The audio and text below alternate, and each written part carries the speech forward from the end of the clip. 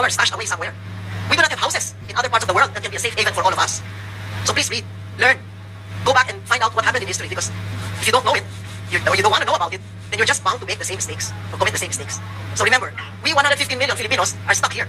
You have the freedom to fly anytime you want. You can have all the jets, you can buy all the houses, the palaces, the mansions that you want, and all the spending money that you could not even finish in how many 100 lifetimes.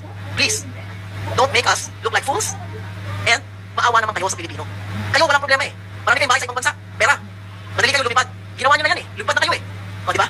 So, yun lang ang aking masasabi. Kawawa naman po kami. At hindi lang mahirap ang kawawa. Yung middle class, na paunti-unti nawawala. Yung kanilang pinag-ipunan. Dahil lang, naniniwala sila dito sa mga propaganda, sa mga trolls, sa mga TikTok, sa mga... Hindi po yan ang kailangan namin eh. Kasi binabaliwala ninyo yung suliranin ng taong bayan. Binabaliwala nyo, hindi nyo pinapansin. Yung may reklamo, wala lang, baliwala lang lahat yan. Kasi sayawan lang, party lang, sige, biyahe lang tayo, okay. Okay lang sana kung maulad yung bansa natin. Ngayon, meron pang Maharlika Fund. Di ba? Nakita natin sa Sweden, sa ibang bansa, na lusaw lahat yung pondo. Ang daming mga pera ng GSIS, SSS, o kung ano pa mang